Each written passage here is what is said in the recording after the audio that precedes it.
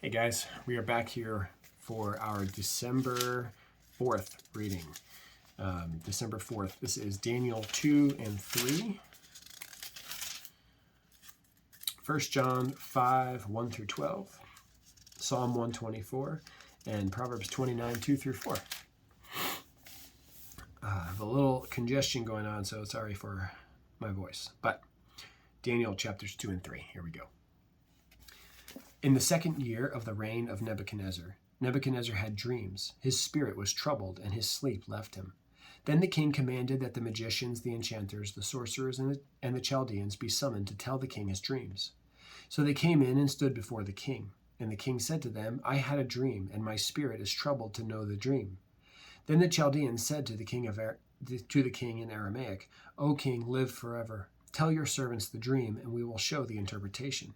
The king answered and said to the Chaldeans, The word from me is firm. If you do not make known to me the dream and its interpretation, you shall be torn limb from limb, and your houses shall be laid in ruins. But if you show the dream and its interpretation, you shall receive from me gifts and rewards and great honor. Therefore show me the dream and its interpretation. They answered a second time and said, Let the king tell his servants the dream, and we will show its interpretation. The king answered and said, I know with certainty that you are trying to gain time, because you see that the word from me is firm. If you do not make the dream known to me, there is but one sentence for you. You have agreed to speak lying and corrupt words before me, till the times change. Therefore tell me the dream, and I shall know that you can show me its interpretation. The Chaldeans answered the king and said, There is not a man on earth who can meet the king's demand. For no great and powerful king has asked such a thing of any magician or enchanter or Chaldean. The thing that the king asks is difficult, and no one can show it to the king except the gods, whose dwelling is not with flesh. Because the king was angry and very furious, and commanded that Because of this, the king was angry and very furious, and commanded that all the wise men of Babylon be destroyed. So the decree went out, and the wise men were about to be killed, and they sought Daniel and his companions to kill them. Then Daniel replied with prudence and discretion to Arioch, the captain of the king's guard, who had gone out to kill the wise men of Babylon. He declared to Arioch, the king's captain, Why is the decree of the king so urgent? Then Arioch made the matter known to Daniel. And Daniel went in and requested the king to appoint him a time that he might show the interpretation to the king. Then Daniel went to his house and made the matter known to Hananiah, Mishael, and Azariah, his companions, and told them to seek mercy from the God of heaven concerning this mystery, so that Daniel and his companions might not be destroyed with the rest of the wise men of Babylon. Then the mystery was revealed to Daniel in a vision of the night. Then Daniel blessed the God of heaven. Daniel answered and said, Blessed be the name of God forever and ever, to whom belong wisdom and might. He changes times and seasons. He removes kings and sets up kings. He gives wisdom to the wise and knowledge to those who have understanding. He reveals deep and hidden things. He knows what is in the darkness, and the light dwells with him. To you, O God of my fathers, I give thanks and praise, for you have given me wisdom and might, and have now made known to me what we asked of you, for you have made known to us the king's matter. Therefore Daniel went in to Arioch, whom the king had appointed to destroy the wise men of Babylon. He went and said thus to him, Do not destroy the wise men of Babylon. Bring me in before the king, and I will show the king the interpretation. Then Arioch brought in Daniel before the king in haste, and said thus to him, I have found among the exiles from Judah a man who will make known to the king the interpretation. The king declared to Daniel, whose name was Belteshazzar, Are you able to make known to me the dream that I have seen and its interpretation? Daniel answered the king and said, No wise men, enchanters, magicians, or astrologers can show to the king the mystery that the king has asked. But there is a God in heaven who reveals mysteries, and he has made known to King Nebuchadnezzar what will be in the latter days. Your dream and the vision of your head as you lay in bed are these. And the visions of your head as you lay in bed are these. To you, O king, as you lay in bed came thoughts of what would be after this, and he who reveals mysteries made known to you what is to be. But as for me, this mystery has been revealed to me, not because of any wisdom that I have, more than all the living, but in order that the interpretation may be known to the king, and that you may know the thoughts of your mind. You saw, O king, and behold, a great image. This image, mighty and of exceeding brightness, stood before you, and its appearance was frightening. The head of this image was of fine gold, its chest and arms of silver, its middle and thighs of bronze, its legs of iron, its feet partly of iron and partly of clay. As you looked, the stone was cut out by no human hand, and it struck the image on its feet of iron and clay, and broke them into pieces.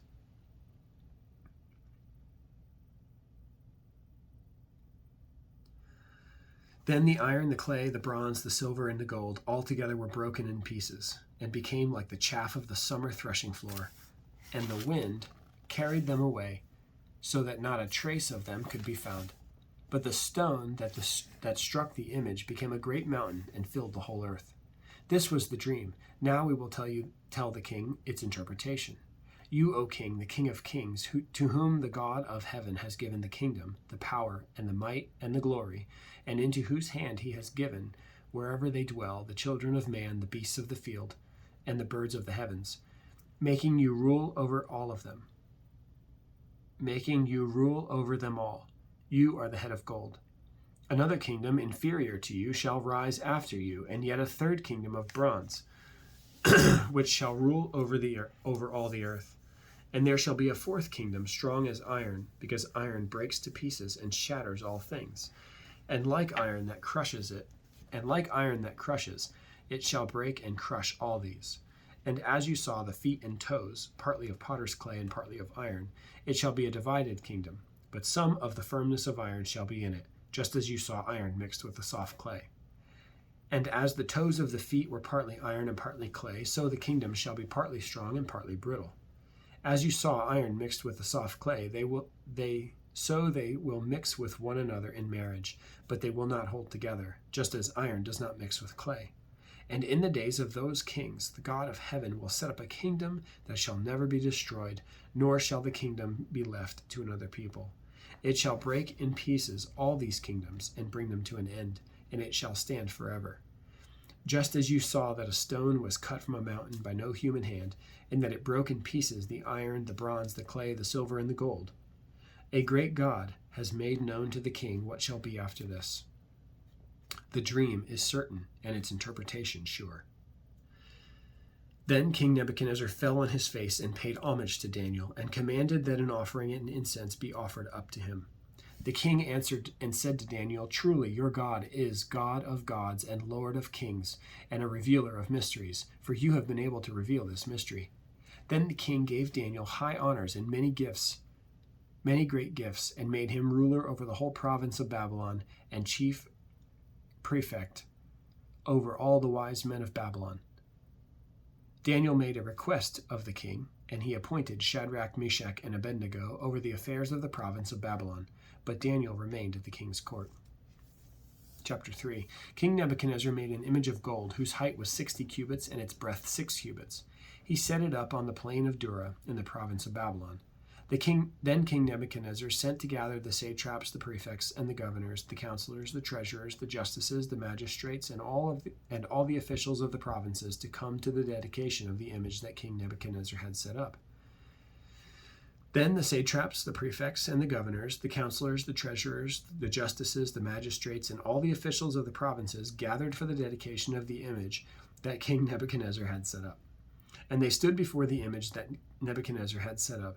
And the herald proclaimed aloud, You are commanded, O peoples, nations, and languages, that when you hear the sound of the horn, pipe, lyre, trigon, harp, bagpipe, and every kind of music, you are to fall down and worship the golden image that King Nebuchadnezzar has set up. And whoever does not fall down and worship shall immediately be cast into a burning fiery furnace. Therefore, as soon as all the peoples heard the sound of the horn, pipe, lyre, trigon, harp, bagpipe, and every kind of music, all the peoples, nations, and languages fell down and worshipped the golden image that King Nebuchadnezzar had set up. Therefore, at that time, certain Chaldeans came forward and maliciously accused the Jews. They declared to King Nebuchadnezzar, O king, live forever. You, O king, have made a decree that every man who hears the sound of the horn, pipe, lyre, trigon, harp, bagpipe, and every kind of music shall fall down and worship the golden image.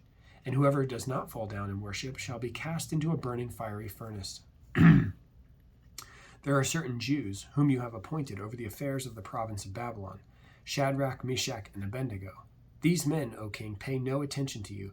They do not serve your gods or worship the golden image that you have set up. Then Nebuchadnezzar, in furious rage, commanded that Shadrach, Meshach, and Abednego be brought. So they brought these men before the king. Nebuchadnezzar answered and said to them, Is it true, O Shadrach, Meshach, and Abednego, that you do not serve my gods or worship the golden image that I have set up? Now if you are ready when you hear the sound of the horn, pipe, lyre, trigon, harp, bagpipe, and every kind of music, to fall down and worship the image that I have made, well and good. But if you do not worship, you shall immediately be cast into a burning fiery furnace. And who is the God who will deliver you out of my hands? Shadrach, Meshach, and Abednego answered and said to the king, O Nebuchadnezzar, we have no need to answer you in this matter. If this be so, our God, whom we serve, is able to deliver us from the burning fiery furnace, and he will deliver us out of your hand, O king. But if not, be it known to you, O king, that we will not serve your gods or worship the golden image that you have set up. Then Nebuchadnezzar was filled with fury, and the expression of his face was changed against Shadrach, Meshach, and Abednego. He ordered the furnace heated 7 times more than it was usually heated. And he ordered some of the mighty men of his army to bind Shadrach, Meshach, and Abednego and cast them into the burning fiery furnace. Then these men were bound in their cloaks, their tunics, their hats, and their other garments, and they were thrown into the burning fiery furnace. Because the king's order was urgent and the furnace overheated, the flame of the fire killed those men who took up Shadrach, Meshach, and Abednego. And these 3 men, Shadrach, Meshach, and Abednego, fell bound into the burning fiery furnace. Then King Nebuchadnezzar was astonished and rose up in haste. He declared to his counselors, Did we not cast 3 men bound into the fire? They answered and said to the king, True, O king. He answered and said, But I see 4 men unbound walking in the midst of the fire, and they are not hurt, and the appearance of the 4th is like a son of the gods. Then Nebuchadnezzar came near to the door of the burning fiery furnace, and he declared, Shadrach, Meshach, and Abednego, servants of the Most High God, come out and come here. Then Shadrach, Meshach, and Abednego came out of the fire, and the satraps, the prefects, the governors, and the king's counselors gathered together and saw that the fire had not had any power over the bodies of those men. The hair of their heads was not singed, their cloaks were not harmed, and no smell of fire had come upon them. Nebuchadnezzar answered and said, Blessed be the God of Shadrach, Meshach, and Abednego, who has sent his angel to deliver his servants, who trusted in him and set aside the king's command and yielded up their bodies rather than serve and worship any god except their own God. Therefore I make a decree, any people, nation, or language that speaks anything against the God of Shadrach, Meshach, and Abednego shall be torn limb from limb, and their houses laid in ruins, for there is no other God who is able to rescue in this way. Then the king promoted Shadrach, Meshach, and Abednego in the province of Babylon. All right, good stuff. 1 John 5, 1 through 12. Everyone who believes that Jesus is the Christ has been born of God, and everyone who loves the Father loves whoever has been born of him. By this we know that we love the children of God, when we love God and obey his commandments. For this is the love of God, that we keep his commandments, and his commandments are not burdensome. For everyone who has been born of God overcomes the world. And this is the victory that has overcome the world, our faith. Who is it that overcomes the world except the one who believes that Jesus is the Son of God? This is he who came by water and blood, Jesus Christ, not by the water only, but by the water and the blood. And the Spirit is the one who testifies, because the Spirit is the truth.